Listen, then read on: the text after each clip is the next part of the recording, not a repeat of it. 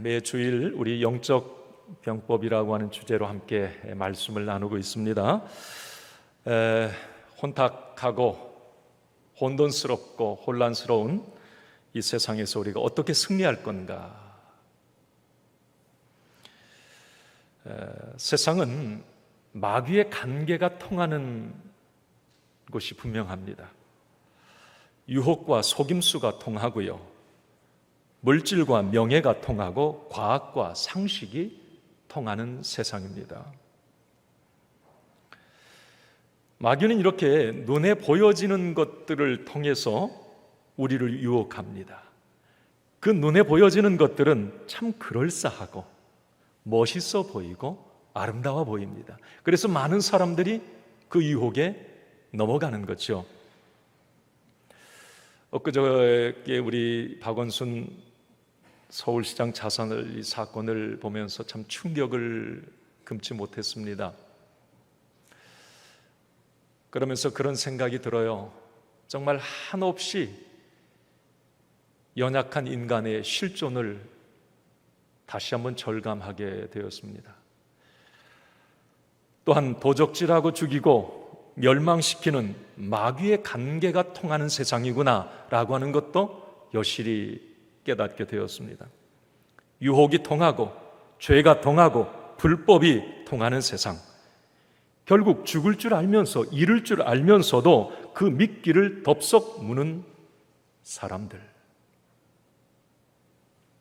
어쩌면 지금 우리가 살고 있는 세상은 나와 가정, 나의 믿음, 나의 믿음의 공동체를 지켜내기 위한 치열한 영적 전투의 현장이 아닌가, 그런 생각도 해봅니다.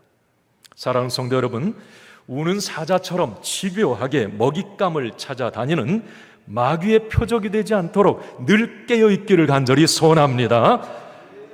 그리고 마귀와의 영적 싸움에서 반드시 승리할 수 있도록 하나님의 전신갑주로 무장하는 저와 여러분이 되기를 간절히 소원합니다. 오늘 영적 병법 6번째 시간, 평안의 복음으로 준비한 신발에 대해서 함께 은혜를 나눕니다.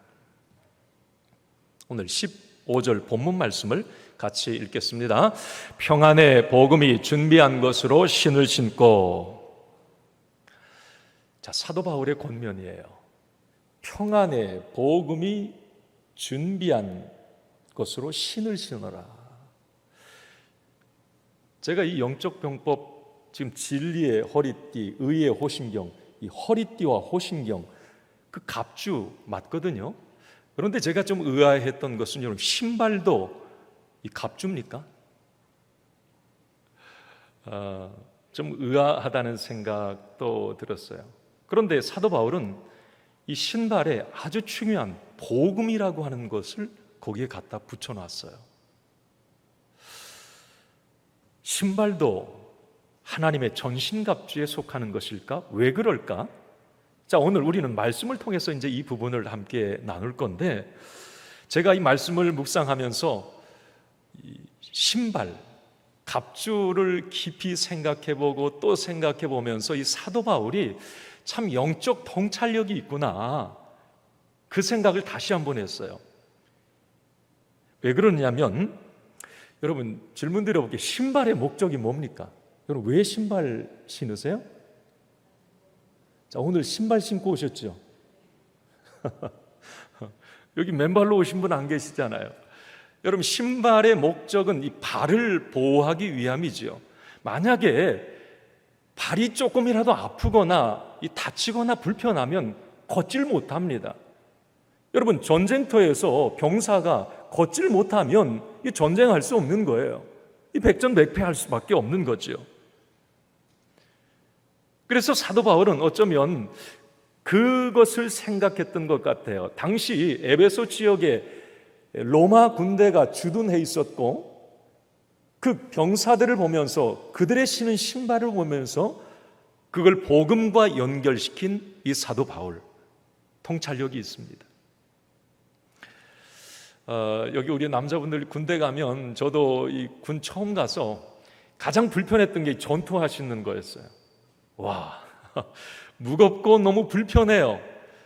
뭐 뒤꿈치가 다 까이고요. 이 발가락이 제대로 이게 뭐 상해서 걸을 수가 없겠더라고요. 한 2, 3개월 고생했던 것 같아요. 이 신발 때문에, 이 전투화 때문에. 그런데 나중에 한 3, 4개월 정도 지나니까 이 전투화가 얼마나 편한지요. 너무 좋은 거예요. 그냥 뭐 그거 신으면 뭐 어디 산이든 어떤 길이든 그냥 뭐 갈 수가 있으니까 발을 보호해 주더란 말이죠. 너무 좋아가지고 제대하고도 이 전투화를 조금 몇 번 신고 다녔던 것 같아요. 너무 편하게 느껴져서. 여러분, 어쨌든 이 신발이라고 하는 것은 발을 보호하고 이 사람이 어떤 움직이는 기동성, 안전, 이런 부분을 이제 가져다 주는 거죠. 이 사도 바울도 당시 로마 군인들 이제 보면서 그 연상을 하면서 복음의 영적 갑주에 이 신발을 포함시키고 있습니다. 자, 그런데 오늘 본문에 보면 이 바울이 말하고 있는 이 신발 좀 특이합니다. 바울이 말하는 이 갑주 신발 속에는 두 가지 의미가 여기에 담겨 있어. 오늘 우리가 그걸 알아야 됩니다. 이걸 알아야 우리가 이 세상에서 영적 병법, 이 병법을 가지고 승리할 수가 있는 거죠. 자, 첫째는 바로 그겁니다. 한번 따라합시다. 복음의 신발. 자, 신발인 신발인데 무슨 신발이에요? 복음의 신발이에요.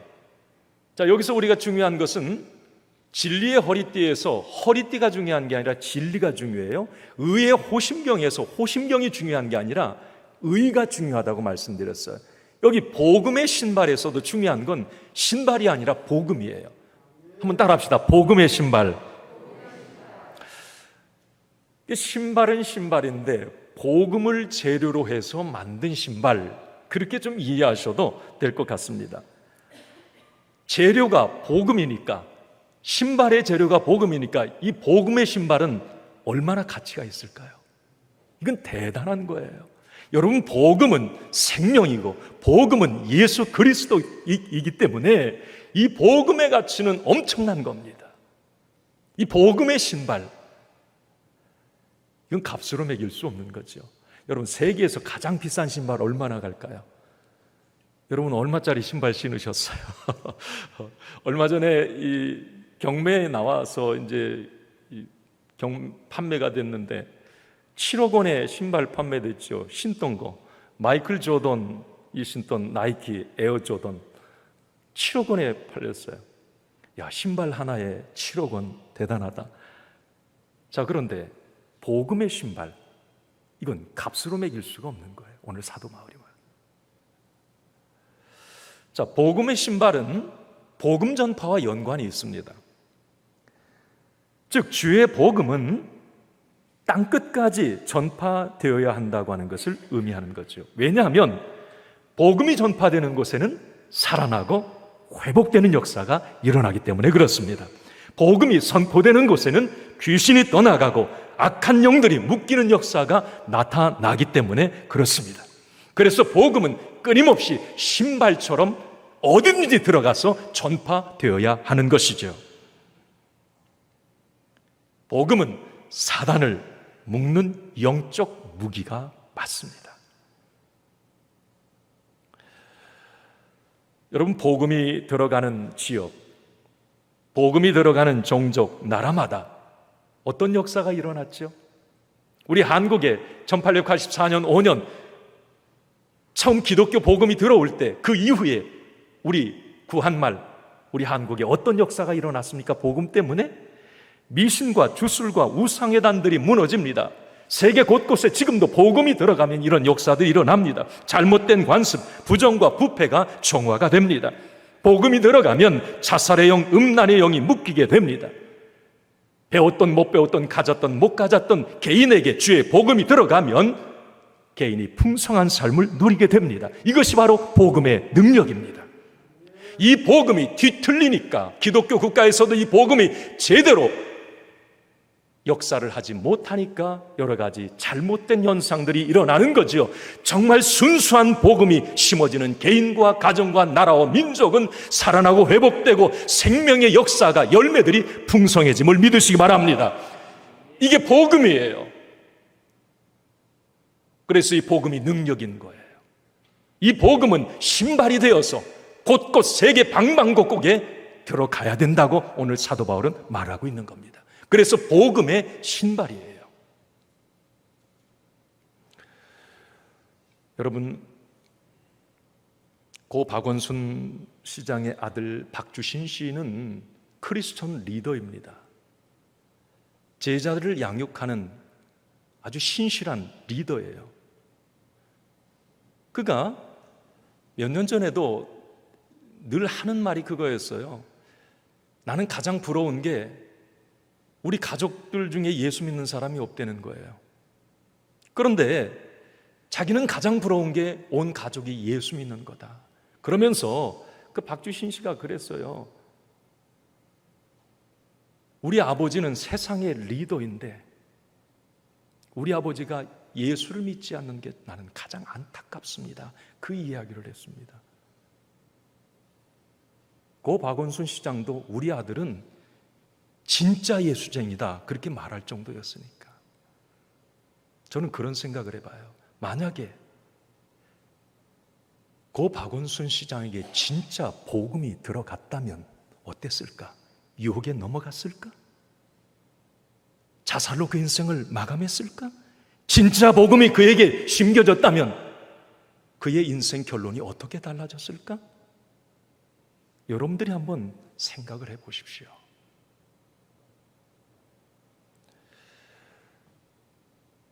사도 바울은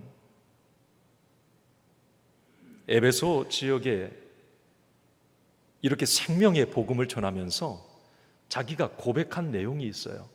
이 복음이 들어가니까 나라가 뒤집어지더라는 거예요.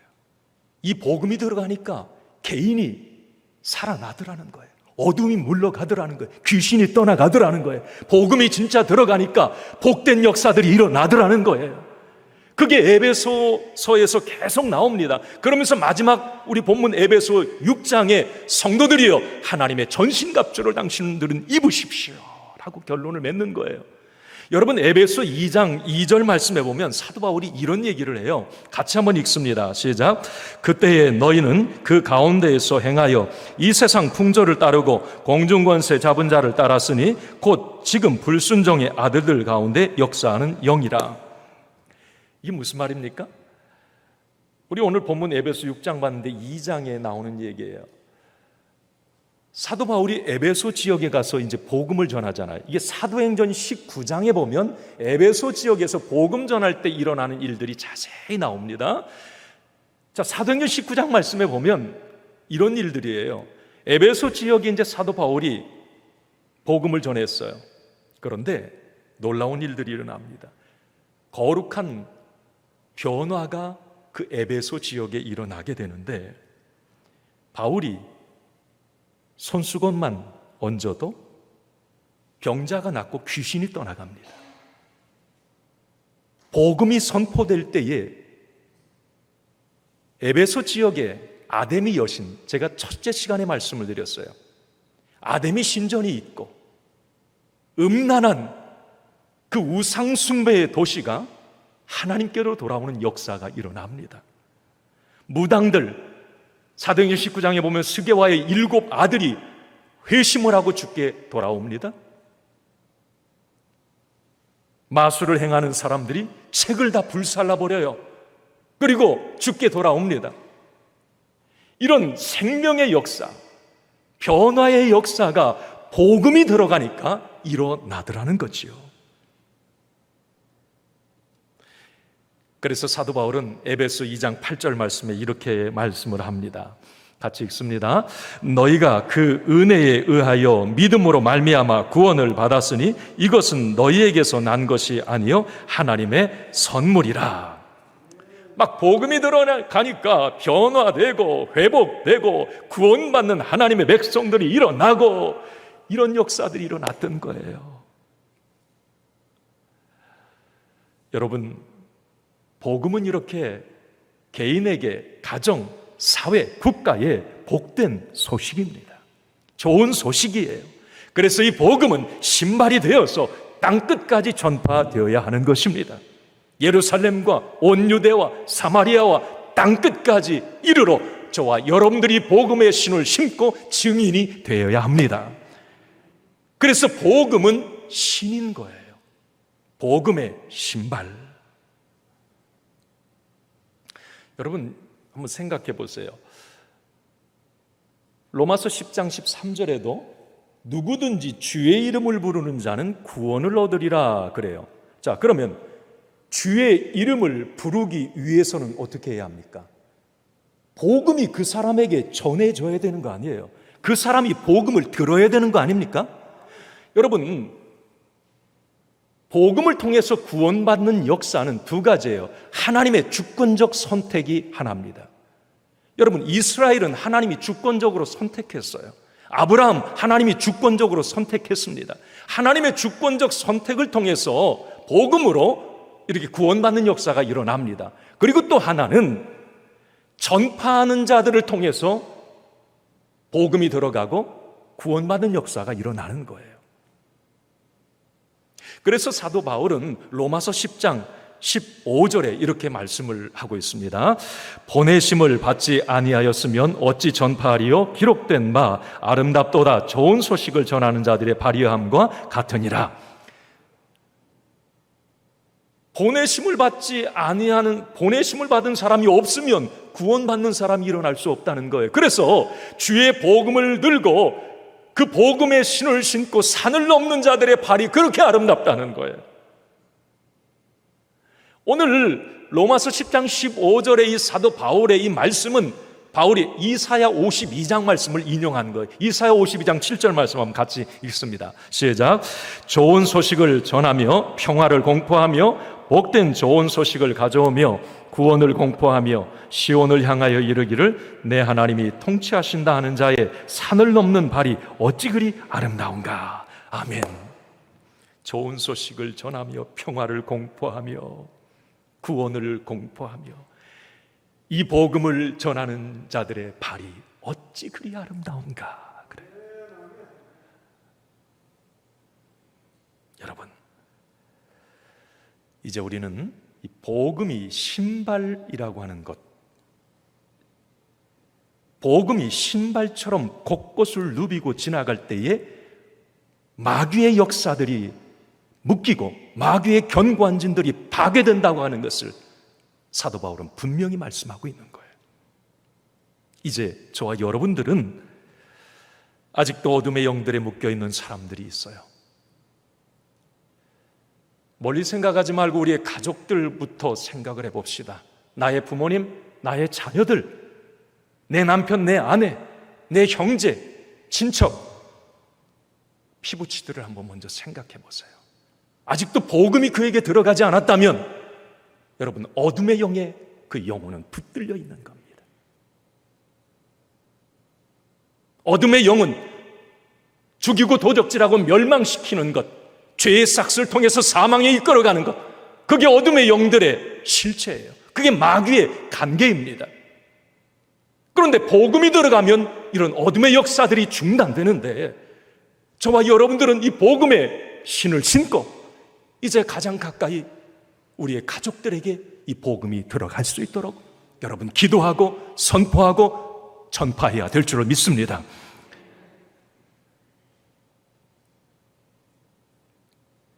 아름다운 발이 되자는 거예요. 아름다운 발. 우리 요즘에 선교사들도 지금 다 귀국해서 거의 들어와 있는 상황이에요.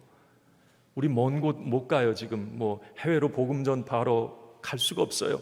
단기 선교마저도 지금 다 모든 게 막혀버린 상황이에요. 갈 수가 없어요.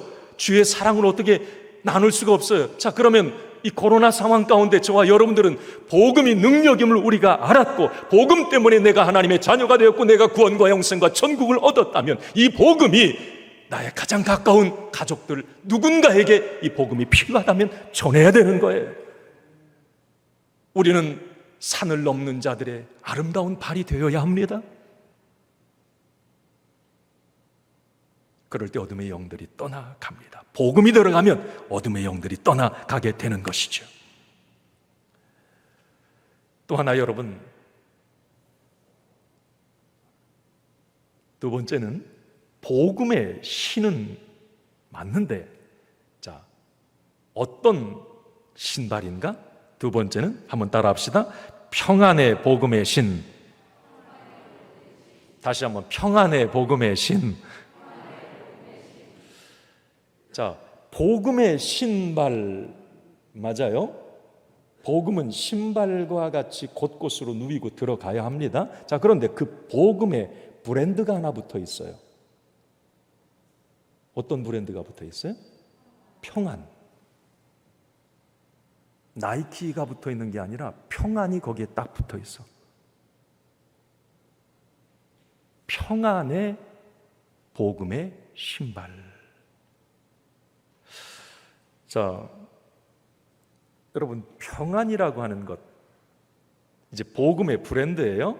여러분, 복음에는 여러 요소가 있어요. 구원의 복음, 생명의 복음, 축복의 복음, 그 앞에다가 여러 가지를 다 붙일 수가 있어요. 그런데 자, 갑주로서 이 어둠의 영들을 묶고 마귀의 견고한지를 파괴할 수 있는 이 복음을 평안의 복음이다. 사도 바울은 그렇게 말하는 거예요. 구약의 히브리어로는 샬롬 그랬어요. 신약의 헬라어로는 에이레네 그래요. 이게 평안이에요. 평강이라고 하는 말도 맞아요. 자, 여러분, 어떤 브랜드가 붙느냐에 따라서 가치가 달라지죠. 예, 옷이나 뭐 액세서리, 신발, 뭐 거기 어떤 브랜드가 붙느냐에 따라서 가격이 천차만별이에요. 여러분, 명품이 왜 명품입니까? 브랜드 값 아니에요?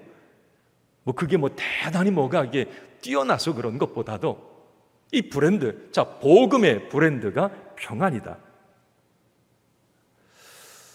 자, 평안의 복음, 이건 다시 말하면 복음이 선포되는 곳에는 하나님의 평안이 임한다는 것입니다. 복음이 선포되면 불안과 두려움이 떠나가고 하나님의 평강이 임하게 된다는 것입니다. 이게 복음이 있는 개인은 평안할 수밖에 없어요. 복음이 진짜 내 마음 가운데 살아있으면 어떤 두려움과 어떤 염려, 어떤 어둠이 와도 그 사람은 그 상황 가운데 평안을 누립니다. 가정도 주의 복음으로 하나 되면 그 가정이 평안해지는 거예요. 교회도 주의 복음으로 하나 되면 교회가 건강하고 행복한 공동체가 되는 거예요.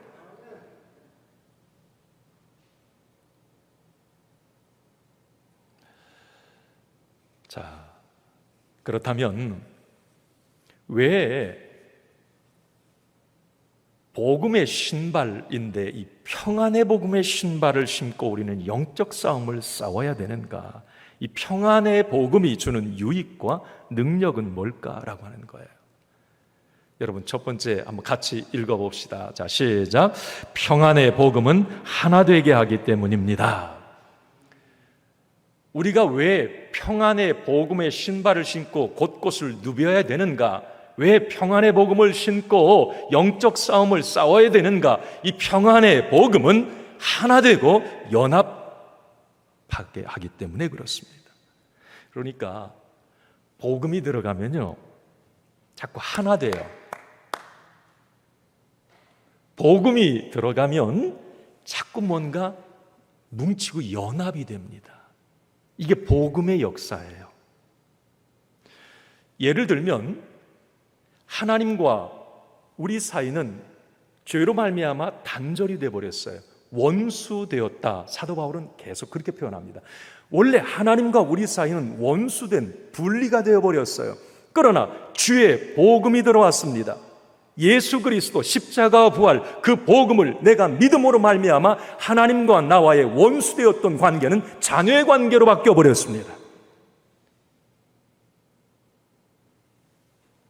이어지게 된 거예요. 연합, 하나 된 거죠. 마찬가지입니다. 복음이 들어가면 가정이 하나 되고, 복음이 들어가면 교회가 하나 되고, 복음이 들어가면 나라가 하나 되는 거예요. 복음 때문에 우리 성도들이 형제 자매가 되는 겁니다. 이것이 바로 평안의 복음이 주는 열매예요. 그런데 우리의 적 마귀는 이 평안, 하나됨을, 연합을 깨는 자입니다. 이간질을 통해서, 유혹을 통해서 하나님과 우리를 다시 떼어놓으려고 가진 노력을 합니다. 여러분 아십니까? 하나님으로부터 우리를 분리시켜 놓으면 하나님의 생명에서 단절이 되면 영적으로 죽어요. 영적 사망에 이르면 우리는 마귀의 하수인이 될 수밖에 없는데 마귀는 그것을 노리고 있는 거죠. 어떻게 해서라도 죄를 통해서 하나님과 멀어지게 하고 하나님과 관계를 틀어놓습니다. 이게 마귀의 역사예요. 복음은, 성령님은 자꾸 하나 되게 하고 하나님과 하나 되게 하고 사람과 하나 되게 하고 연합하게 하는데 이 마귀는 자꾸 갈라놓는 거예요. 여러분, 사람과 사람 사이에 갈등과 분열도 마찬가지입니다. 자꾸 사람과 사람 사이에 원수되게 하고 갈라놓는 거죠. 이게 마귀의 역사인 거예요. 여러분, 제가 두 번째 시간에, 영적 병법 두 번째 시간에 마귀를 헬라어로 디아볼로스, 이 게임 이름이다 생각나세요? 얼마나 잔인합니까? 영어 데블도 바로 이 디아볼로스, 헬라어에서 나온 말이죠. 데블. 자, 그런데 디아볼로스의 뜻이 뭐예요? 분리시킨다, 이간질시킨다, 갈라놓는다, 깨트린다, 갈등을 일으킨다. 이게 디아볼로스예요. 그럼 마귀의 역사는 뭐냐? 자꾸 깨트리고 이간질시키고 갈라놓고 원수 맺게 하고, 이게 마귀의 역사인 거예요. 하나님과 사람 사이에 그래서 평화를 깨트려 버립니다. 사람과 사람 사이에도 평화를 깨트려 버려요. 그래서 하나님과 원수되게 하고 사람과 사람 사이에 원수되게 하는 거예요. 여러분, 에덴 동산이 참 모든 것을 다 담고 있는데 이 마귀의 역사도 에덴 동산에서 시작이 돼요.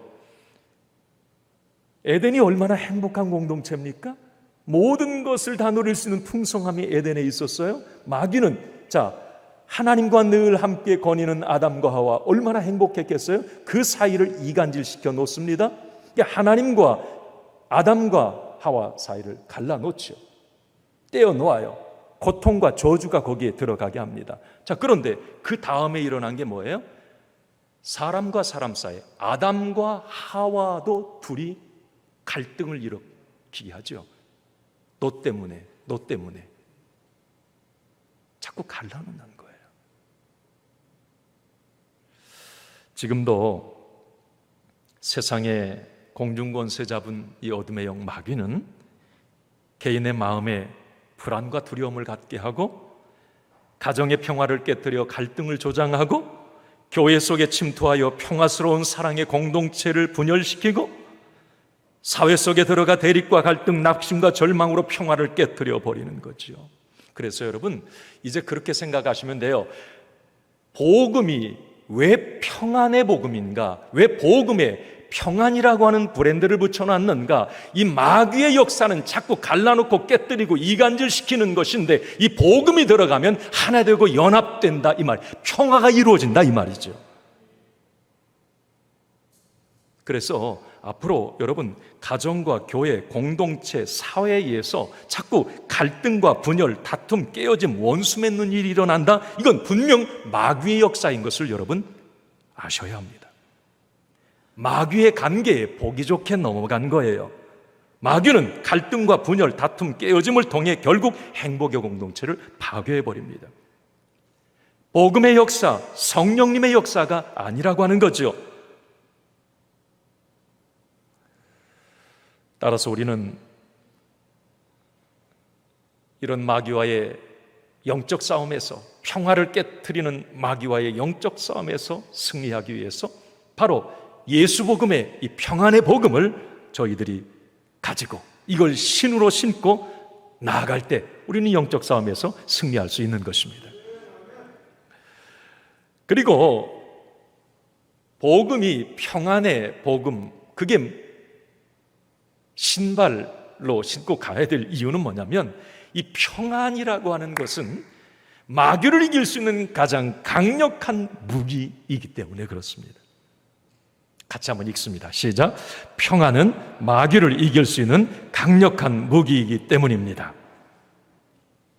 여러분, 우리의 이 평안을 빼앗아가는 문제, 이슈가 뭘까? 바로 죄와 죽음의 문제입니다. 죄라고 하는 것은 우리의 평안을 빼앗아가요. 여러분, 죄의 삭은 뭐예요? 죄의 삭은 사망. 그런데 이게 복음이에요. 그런데 이걸 알지 못하는 세상 사람들은 죄의 삭은 달콤함, 성공, 잘 되는 거. 여러분, 이 죄의 삭, 그 결과까지 가보기 전에 이 죄라고 하는 것은 이렇게 아름답게 포장이 되어 있습니다. 그 삭시 사망이라고 하는 걸 아직 몰라요. 그래서 많은 사람들이 그 죄를 덥석덥석 물어버리는 거죠. 결국 그 죄의 끝이 사망인 것, 끝에 가봐야 사망이라는 걸 그때 알아요. 자, 그런데 죄의 싹, 죄에 넘어갔어요. 그런데 어느 정도로 결과에 도달해 보니까 어때요? 불안과 두려움에 휩싸이게 됩니다. 결국 그 끝이 어때요? 자살이나 사망으로 결론이 맺어요. 여러분, 죄의 결과 삭시 사망이다. 그래서 많은 사람들은 그 죄로 인해서 결국 불안과 두려움에 휩싸이고 결국은 사망에 이르게 되는 거죠. 이것이 바로 마귀의 간교한 전략인 거예요. 그래서 마귀를 죄의 권세를 가진 자, 사망 권세 잡은 자, 그렇게 말을 합니다. 죄의 권세를 가졌어요. 사망의 권세를 가졌어요. 그게 마귀라는 거죠. 그걸 가지고 우리를 넘어지게 하는 겁니다. 마귀는 이렇게 끊임없이 죄를 통해서 하나님과 우리를 갈라놓고, 죄를 통해 사람과 사람 사이를 갈라놓고, 결국 그 죄의 유혹을 통해서 우리를 멸망과 죽음으로 몰아갑니다. 사망 권세 잡은 자신의 하수인이 되게 하는 거죠. 사람들은 그래요. 이 죄와 이제 마귀의 어떤 그 전유물인 이 죄에 넘어가게 되면서, 아니 그 죄로 인해서 행복할 줄 알았거든요. 뭔가를 더 잘 얻어낼 것 같았어요. 뭔가 더 높이 잘 되고 오를 줄 알았어요. 그런데 그 죄와 함께 가다 보니까 이건 공허하고 더 불안하고 더 두렵고 더 근심과 걱정이 많아지고 막 이런 일들이 갈수록 더 증폭이 되는 거예요. 마약에 중독이 되고 뭔가 더 자극적인 향락에 빠져보게 되고, 그것을 잊기 위함입니다. 그런데 거기에서 진정한 평안이 올 수가 없어요. 거기에는 평안이 없어요. 오늘 사도 바울은 이렇게 죄악이 만연한 이 시대를 살아가는 저와 여러분들에게 왜 우리가 복음의 신발을 신어야 될지, 그 복음의 신발은 죄를 이길 수 있는, 그리고 우리를 평안으로 평강의 복을 누리게 할 수 있는 그런 하나님의 전신갑주라는 것이죠.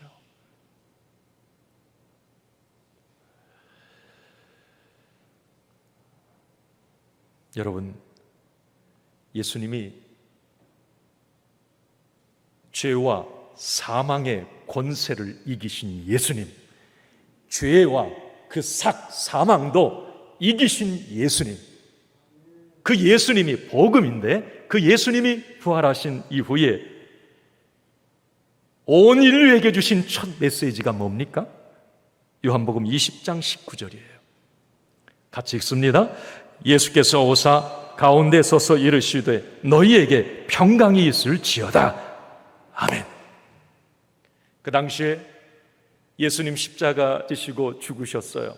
제자들 다 죽은 줄 알았어요. 스승이 없어졌어요. 불안과 두려움에서 문 꼭꼭 걸어 잠그고 자기 고향으로 다 도망가서 이제 로마 어떤 그런 정부에 아니면 종교 지도자들에게 발각이 될까봐 이제 두려움에 떨고 있는 불안한 그 상황에서 예수님이 그들 가운데 오사 그들에게 말씀하시는 거죠. 너희에게 평강이 있을지어다. 그래. 그 복음이 선포될 때에 그들을 묶고 있었던 어둠의 영들, 불안과 두려움은 싹 사라지게 되는 거죠. 예수님은 거듭 말씀하십니다. 요한복음 20장 21절 2절 그 다음에 또 말씀하세요. 시작. 예수께서 또 이르시되 너희에게 평강이 있을지어다. 아멘. 여러분, 복음은 평강의 복음이에요. 이 복음이 나에게 들어왔고 이 복음이 이제 신발이 되어서 가정과 이웃과 이 나라와 민족에 전파되어야 하는 것입니다. 저는 코로나로 인해서 불안과 두려움, 절망과 낙심의 시대를 지금 우리가 살아가고 있는데 어쩌면 지금 저와 여러분들에게 더없이 필요한 게 이 평안의 복음이 아닐까 생각을 합니다. 이 평안의 복음을 가져야 어떤 상황 가운데서도 우리는 이 복음의 능력으로 세상을 이기고 유혹을 이기고 상황들을 극복해 나갈 수가 있는 것입니다. 그걸 성경은 참 평안이라고 말을 해요. 여러분, 오늘도 이 자리에 나오신 여러분 참 평안의 지배를 받기를 간절히 소원합니다. 참 평안이 여러분 개인과 가정과 삶의 도전을 강력하게 지배하기를 간절히 소원합니다. 우리 요한복음 14장 27절에 예수님이 이 말씀도 주십니다. 같이 읽습니다. 평안을 너희에게 끼치노니 곧 나의 평안을 너희에게 주노라. 내가 너희에게 주는 것은 세상이 주는 것과 같지 아니하니라. 너희는 마음에 근심하지도 말고 두려워하지도 말라. 아멘. 이 평안, 예전에 한 1년 전에 제가 기억이 되는데 여러분 사진이 이렇게 제가 어떤 사진을 봤어요. 그때 제가 충격을 받은 건 뭐냐면 그 사진 내용이 뭐였느냐면 여러분 이제 이 젊은이들이 총살 직전에 있는 사진이에요. 그런데 그게 바로 그 전해에 한 2년 전에 이제 북한에서 이 복음을 전하다가 잡힌 젊은이들이에요. 그들이 총살당하기 직전에 그 사진을 어떻게 이 선교사들에 의해서 이제 퍼져 나갔는데 제가 거기서 놀란 건 뭐냐면 여러분 총살당하기 직전에 죽음 직전에 그들의 표정이 어떨까요? 보통 사람 같은 이거 뭐 두려움과 불안과 뭐 울부짖음과 이런 모습 아니겠습니까? 자, 그런데 그 젊은이들의 이 표정 속에 두려움이 전혀 없어요. 제가 이제 그 얼굴들을 보면서 이 순교자들의 그 모습을 보면서 스데반이 생각이 나고 그 얼굴이 광채가 빛이 나는 거예요. 오히려 어떤 젊은이는 웃고 있어요. 웃음기가 있어요. 평안합니다. 선교사들의 보고에 의하면 그 처형장은 공포와 두려움의 현장이 아니라 천국 환송장과 같았다. 그렇게 이야기가 되어 있습니다. 무엇이 그들을 이토록 담대하게 할 수 있었을까? 극도의 불안과 두려움을 이긴 그들은 어떤 믿음을 가지고 있었을까? 바로 그것이 평안의 복음이에요. 평안의 복음. 그게 그 순간 그들을 압도했던 것입니다. 그 죽음의 상황 가운데서도 그 평안의 복음이 그들에게 살아 꿈틀거리니까 어떤 상황 환경도 넉넉히 이겨낼 수가 있는 거예요. 사랑하는 성도 여러분, 불안하고 두려운 이 세상, 대립과 갈등으로 가득한 이 세상을 살아갈 때 이제 저와 여러분들은 세상의 조건에서 평안을 찾지 말고 예수님이 주시는 절대 평안의 지배를 받고 살아갈 수 있기를 바랍니다. 이러한 예수님이 주시는 참 평안이 있을 때 우리는 풍성한 삶을 누릴 수가 있습니다. 오늘 이 시간 여러분 무엇 때문에 불안하십니까? 여러분들 또 무엇 때문에 두려워하십니까? 오늘 이 참 평안, 이 복음의 신발을 신으시고 여러분들 먼저 평안하시고 그 평안이 여러분들의 삶의 모든 것들을 넉넉히 이겨내게 하시고, 그리고 이 복음이 주변에 저와 여러분들을 통해서도 신발이 되어 전파되기를 주님의 이름으로 간절히 축원합니다.